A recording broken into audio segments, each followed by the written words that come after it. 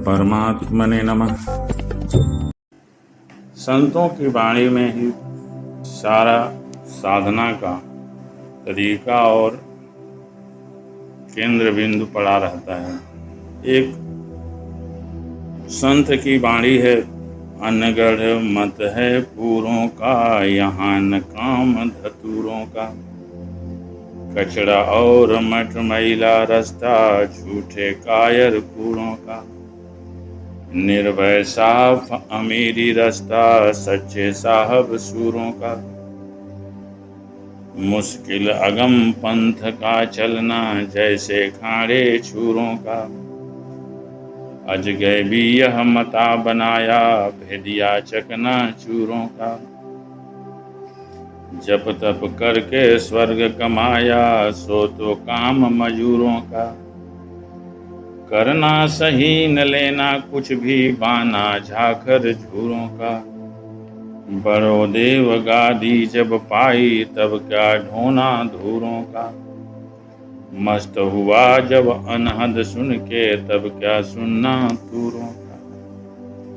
कितना अच्छा संत जी ने लिखा है, और यही साधना का मूल मंत्र है, और यही संत का भी जीवनी और मूल मंत्र होना चाहिए।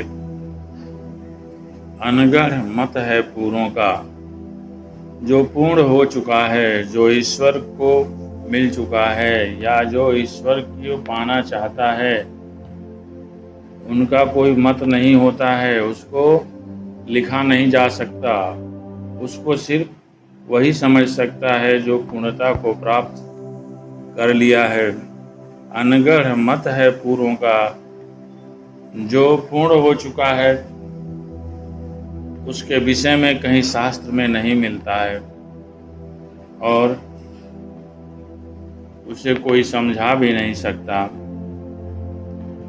क्योंकि जो पूर्ण हो चुका है उनके मत को, उनके रास्तों को वही बता सकता है। यहाँ न काम धतूरों का, यहाँ ऐसा रास्ता है, ऐसा पथ है जहाँ आधे अधूरों का कोई काम नहीं होता है। एक धतूरा पौधा होता है जिसको खाने से लोग पागल हो जाते हैं,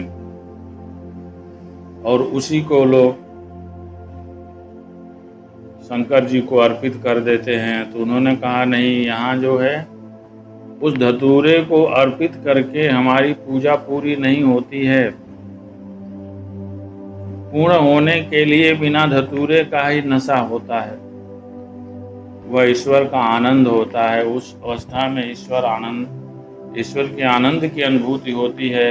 वह भी एक अवस्था होती है जब हम देश दुनिया से कट जाते हैं। लेकिन कुछ लोग धतूरा खा के भी, नशा करके भी देश दुनिया से कट जाते हैं। अनेकों नशे की चीज़ें लोग पीते हैं, गांजा है, चीलम है, और अनेकों नशे की दवाएं धतूरा मिलाते हैं उसमें, ये दिखाने के लिए कि हम तो ईश्वर में लीन हैं। वो ईश्वर में लीन नहीं है, वो तो जो है नशे में लीन है। और जो ईश्वर में लीन है उसको इन सब चीज़ों की ज़रूरत ही नहीं पड़ती है। संत जी के कहने का यही अर्थ है। कचड़ा और मट मैला रास्ता, झूठे कायर क्रूरों का। जो चाहे सो ये लोग अपना मत बना लेते हैं, जो चाहे सो रास्ता बना लेते हैं। उसमें ना तो कोई साधना का रास्ता होता है, और उनका मत भी मट मैला होता है, पूरी तरह से उसमें मैल जमा होता है। यह रास्ता तो केवल क्रूर लोगों का है, और कायरों का और झूठे लोगों का है। जो झूठा है, कायर है और दुष्ट है, वही अनेकों प्रकार के गलत रास्ते निकाल लेता है साधना के। जैसे कि हम देखते हैं, साधारण लोग जब पंचमकार की साधना करते हैं तो उसमें अनेकों व्यभिचार को डाल देते हैं, अनेकों जानवरों पर क्रूरता करते हैं। तो ये वास्तविक शास्त्र में जो कहा गया है वह किसी जीव हत्या के विषय में नहीं कहा गया है, किसी व्यभिचार के विषय में नहीं कहा गया है। कहने वाले ने तो एक रूपक या उपमा का उदाहरण दे करके समझाया है।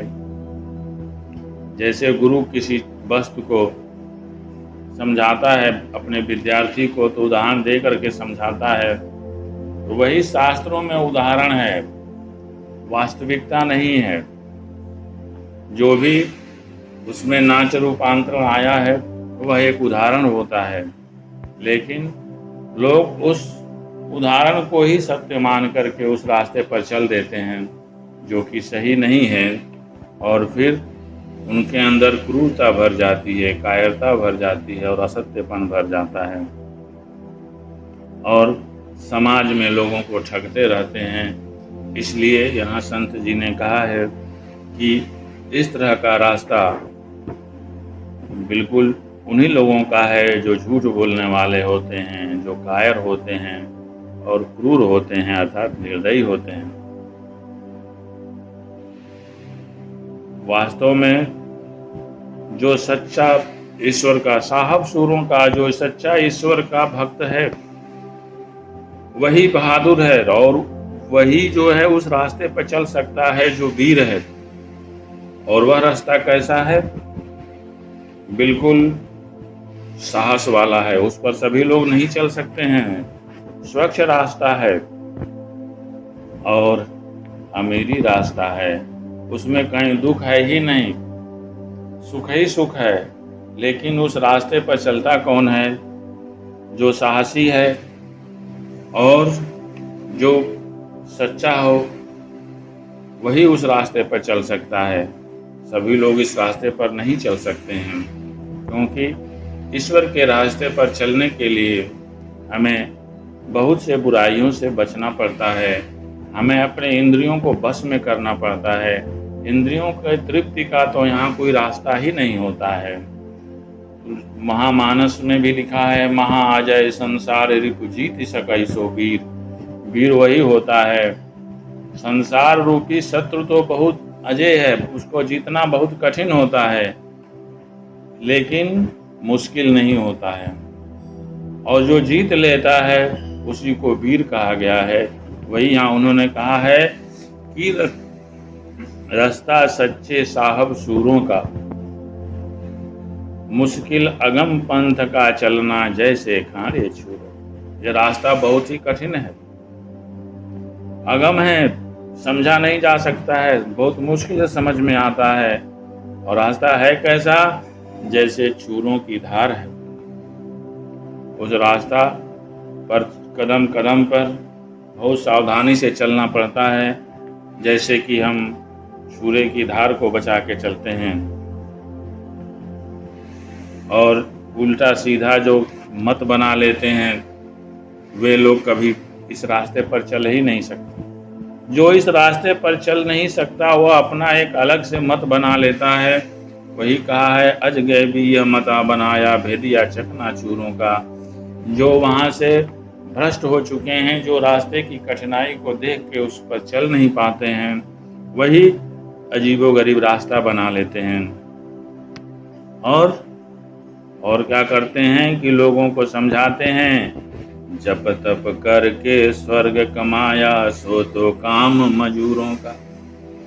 स्वर्ग को ही एक मुख्य लक्ष्य बना लेते हैं कि हमें तो स्वर्ग मिलना है, हमें सारी, यहाँ तो इंद्रियों के सुख के पीछे भाग ही रहा है। वो सोचता है कि स्वर्ग में भी और सारी इंद्रियां हमारी तृप्त होंगी। स्वर्ग को शायद शास्त्रों में यही कल्पना किया गया है कि वहाँ हमें सारे सुख भोग मिलते हैं। तो अधिकतर साधना करने वाले जो ईश्वर के रास्ते को नहीं पकड़ पाते हैं, पथभ्रष्ट हो जाते हैं, यही कहते हैं कि हमें तो स्वर्ग मिलेगा। किसी तरह से जप तप और तपस्या किया थोड़ा बहुत, जिससे कि हमको स्वर्ग मिल जाए, तो यह तो मजदूरों का काम होता है। कुछ पुण्य इकट्ठा किया, पुण्य इकट्ठा करने के बाद उसके बदले में स्वर्ग ले लिया, तो फिर उसके पास पूंजी बचा क्या? वह तो अपनी मजदूरी ले लिया, मजदूरी में स्वर्ग ले लिया। यही ऐसे लोगों का है जो साधना करते हैं केवल स्वर्ग के लिए, ईश्वर के लिए नहीं करते हैं, वे उस मजदूर के समान होते हैं जो दिन भर मजदूरी करके शाम को अपना पैसा ले लेता है, अपनी मजदूरी ले लेता है। वही उन अधूरे संतों के विषय में कहा गया है कि स्वर्ग को ही जो लक्ष्य बना करके चलता है वह उन मजदूरों के समान है, क्योंकि वह स्थायी नहीं है। करना सही न लेना कुछ भी, बाना झाखर झूरों का। बड़ो देव गादी जब पाई, तब का ढोना सूरों का। करना सही, लेकिन सच्चा भक्त कौन है, सच्चा संत कौन है? जो काम तो करे लेकिन मजदूरी ही ना ले, जो ईश्वर का भजन करे लेकिन उसके बदले में किसी वस्तु की इच्छा ही ना करे, अपना कर्तव्य समझ करके ईश्वर की आराधना करे और बदले की कामना न करे, वही सच्चा संत है। उसका पहनावा जो है कुछ ऐसा नहीं होता है जिससे शरीर की सजावट होती है। कुछ लोग तो फटे कपड़े भी पहन लेते हैं, कुछ लोग बिना कपड़ों के ही रहते हैं और कुछ लोग तो नंग धड़ंग ही घूमते हैं। तो वैसे जो सच्चे संत वही होते हैं जो ईश्वर की आराधना तो करते हैं लेकिन बदले में कुछ मांगते नहीं हैं, वही सच्चे भक्त हैं। और ऐसे संतों को ही ईश्वर मिलते हैं, और जब ईश्वर मिल जाते हैं तब उनका इन छोटे छोटे साधनाओं से या छोटे छोटे कचरा ढोने से क्या मतलब है। स्वर्ग चाहे जो भी लोग है वे सब आवागमन वाले हैं। जब तक हमारा पुण्य होता है तब तक हम उस जगह रहते हैं, और पुण्य समाप्त होता है तो वहाँ से हमारा पतन हो जाता है, और पतन होकर के फिर शरीर मिल जाता है। लेकिन जब ईश्वर मिल जाता है तब ये सब नहीं रहता है। इसलिए यहाँ कहा गया है कि जब ईश्वर मिल जाता है तब हमें और किसी वस्तु की आवश्यकता होती ही नहीं है। मस्त हुआ जब अनहद सुन के, तब क्या सुनना दूरों का। जो भक्त अनहद की आवाज सुन लिया, जो अपने हृदय में ही ईश्वर को देख लिया, वो उसी में मस्त हो गया, और उसी में मस्त होकर के ईश्वरीय आनंद में डूब गया। तब छोटे मोटे लक्ष्य से उसका क्या अर्थ है। उसे जब ईश्वर ही मिल गए हैं तो छोटे लक्ष्य या छोटे लोक या यहाँ तक कि ब्रह्मलोक भी आवागमन का साधन है, उसका भी अपना निश्चित अवधि होती है। यहाँ तक कि ब्रह्मा जी जो भी हैं, त्रिदेव भी जो भी हैं, उनका एक अवधि होता है। हमें साधना करके किसी चीज की इच्छा नहीं करनी चाहिए। साधना ईश्वर के लिए करना चाहिए, और ईश्वर को जब मिलना होगा तो मिल ही जाएगा। हमें उसके लिए उतावला भी नहीं होना चाहिए। यही इस संत वाणी का अर्थ है। जय माता दी।